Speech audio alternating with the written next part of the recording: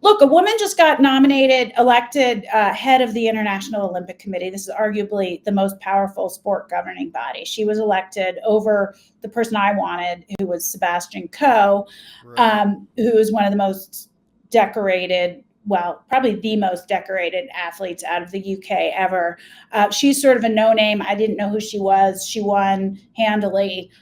I don't know what her views are, but this is a woman that got elected to the highest spot in the most powerful organization in sport. And that I don't know. reminds What are you complaining about? that Sebastian Coe guy just announced the World Athletic Association is having the Yeah. gender testing. And that reminds me, I forgot to ask you about the big dog, Amin Khalif. Holy, forgot about him. It was like a week ago. He said, "Try to stop me. Try to stop me from defending my gold medal at the next Olympics in America." What's your take on that? How is that still going? Why do you think like this charade is still going? I'll preface it so maybe you can, Yeah. whatever you say won't seem as extreme. I think Algeria is where she's from. Or Algeria, Morocco, Key. Algeria. Yeah. Algeria. I think they're embarrassed that they didn't know that they had a guy competing as a woman, which they would be fundamentally against as an Islamic nation, and they cannot break Back down. with the storyline here. We've got two different organizations, Cenk Uyghur and such, say, "Oh, they're Russian. You can't trust." I think it was the The IBA. IAB. Yeah, IAB, yeah. and then the second organization, and then the endocrinologist, and also just watching Amin Khalif box. As soon as I saw him box, I was like, "That's a guy. Like he moves like a guy." There's Okay, very few I have, female athletes that can move like a guy in that sense, and yeah, he's I not one have, of them. yeah, no, he's a guy. Um, I mean, I have a couple things on this. I believe, and to be clear, despite that Trump gets this one a little bit wrong, I don't think Amani Khalif is trans. Amani Khalif was born with a difference in sex development, and I believe in Algeria he was actually thought to be a girl until he went through puberty. At which point, and this is pretty well documented, that he has this DSD called, I think, 5ARD is how you say it, 5ARD. And at that point, if I could be slightly graphic, when he went through puberty, he would not menstruate. So that's proof of not being a girl. But he also would have his testicles drop and he would have his penis actually grow and appear, although probably a tiny one. But that is what it is. So at a certain point, Amani Khalif and his parents did get back in frame. At a Have I been certain point, pronouncing his name wrong? Amani? I thought it I was think it's Amani Amin. Khalif. I think it's Amani Khalif. Okay. So at a certain point, it became clear that this was a boy, just like Caster Semenya, who has famously said, who has been banned now from running track and field because it's clear that Caster Semenya is male. And there's a famous quote from Caster Semenya saying, "Just because I have testicles, that doesn't make me less of a woman." It's true. Well, it sure does. It actually does. And he has fathered several children. Mm. Fathered. So I think they did know at a certain point. There is some evidence. I don't want to kind of go out on too big of a limb here, that in some of these sort of developing countries, there are scouts that actually go and look for male athletes born with DSDs who present as female, to recruit them into women's sports because they will help these small countries secure gold medals. Some of these athletes are on UK soccer teams. Some of the best quote unquote women's soccer players in the world are actually men. Is that the So Gambian one you're referring to, or do you know any specifically? Barbara Banda, I think is the Yeah. name. There's three. So I think Khalif knows he's male. I think his parents know he's male. I think the country knows he's male, but it doesn't matter. He won. He was probably raised as a girl till he went through puberty. So I actually have a lot of empathy. That would really suck to think you were a girl and then find out you're not a girl. So I think it's complicated, but it is what it is, and they just went with it. Well, we raised you a girl, so let's just keep going. And now you're winning, so this is great, and you're bringing glory to Algeria, so we get to celebrate you. As far as the governing bodies, I I think it remains to be seen what Kirsty Coventry, the new head of the IOC, is going to do. She has said publicly she is going to be pretty aggressive on this of not allowing trans identified males in women's sports. She hasn't talked about DSDs, but you'd have to group that in. It remains to be seen what she will do and if she will adopt sex testing like Sebastian Go has just done. And if so, then, game over, lights out, Amani, unless you want to compete in men's.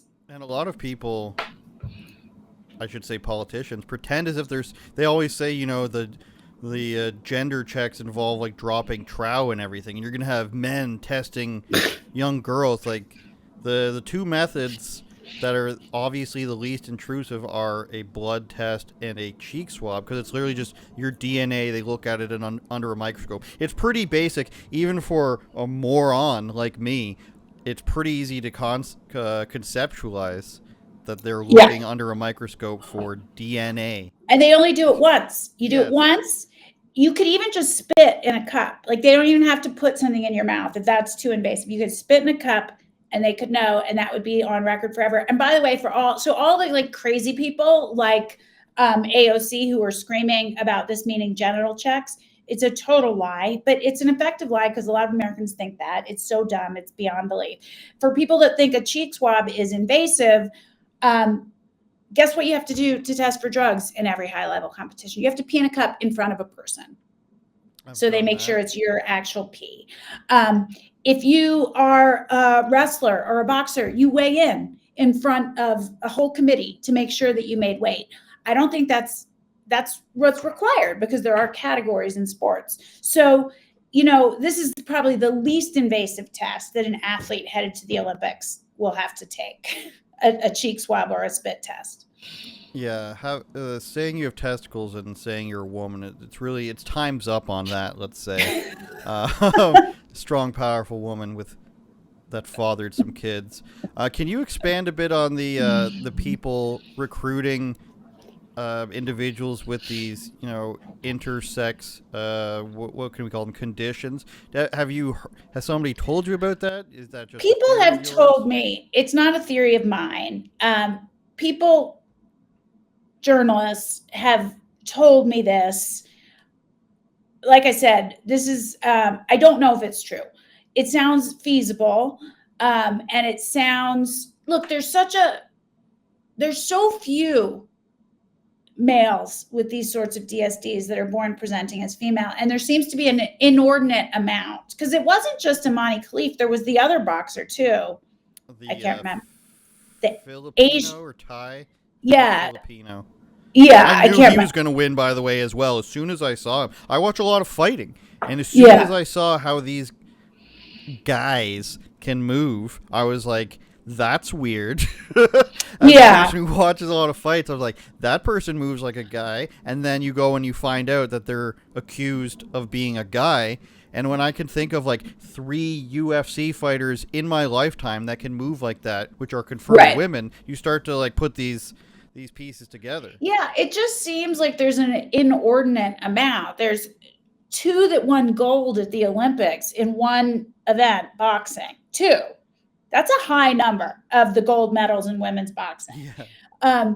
There's a decent number. I think there's actually 3 in global soccer organizations. And they're all from Africa or developing nations within Africa, and it feels suspicious to me. That said, I don't want to say that this is necessarily true. I would love for a journalist or somebody smarter than me to really, really dig deep into this, but it feels disproportionate. There's a lot. I did a story on this. That's why I'm looking down. I'm not being rude. I'm searching. And then, of course, Caster Semenya is the other one, which is the, famous one. I did a story on this about how many transgender people there were in the last Olympics.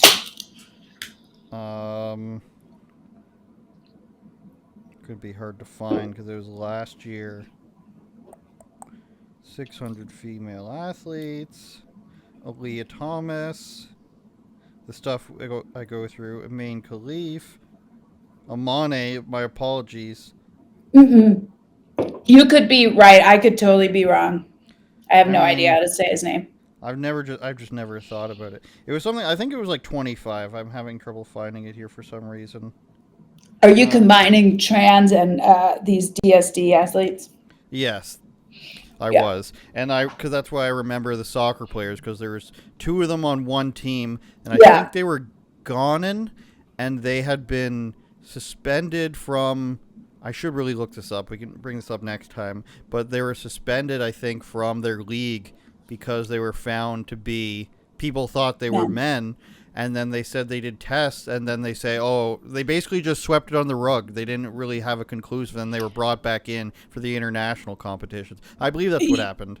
Yeah, I think there's three. I think they might all be out of the UK, and I think they're all from various African countries. And one of them, the Banda, won UK Footballer of the Year, Women's Footballer of the Right. Year last year, Yeah. which is insane. So, but if I go back to on the boxing front, I think again we're all anxiously awaiting what Kirsty Coventry, the head of the IOC, is going to do, and there will be a new organization taking over world boxing, just to be clear. So For the the IAB, Olympics? before the Olympics. So IAB, the organization that you were referring to, was kind of ousted by the IOC for corruption, which is ironic because the IOC is one of the most corrupt organizations there is. But they were, and so boxing was managed directly by the IOC at this last summer Olympics, the International Olympic Committee. That was meant to be a temporary solution. There are individual sport governing bodies for each sport that set their own rules, unless the IOC says we're having one blanket rule. So there's going to be a new governing body for boxing, and I think that they will not allow. I think they will require sex testing, and I think Mr. Khalif will find out the hard way that he's not going to be allowed to fight in women's next Olympics. I find it odd that the Olympics doesn't. I guess it's easier because the other organizations are already established, but with all the money they have, you would think they would just develop their own testing committees for everything, but they default to existing organizations, I believe, for everything. And that's why boxing didn't have one, because they didn't trust the Russians anymore, because they're mean, and there was some sort of controversy with the guy. Isn't the guy who's head of it was a Bulgarian, I think? I don't remember, but they basically went with no testing because they discredited the other Yeah. group. I mean, the Olympics up until 2000 tested for sex, and then they stopped, I think partly because of all this political nonsense.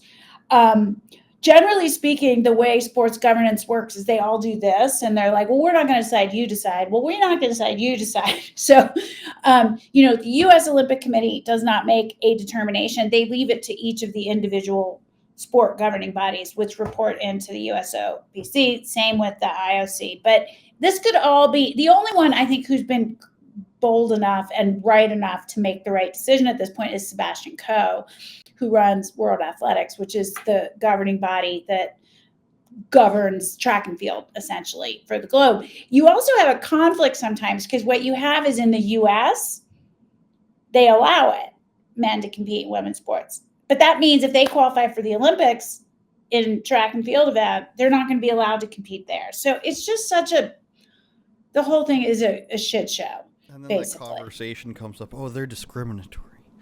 And you have to have that conversation with somebody. Who's lying to me? The Olympics are lying to me? No, wait. My trainers are lying to me? I don't know. Let's just go with what it used to be.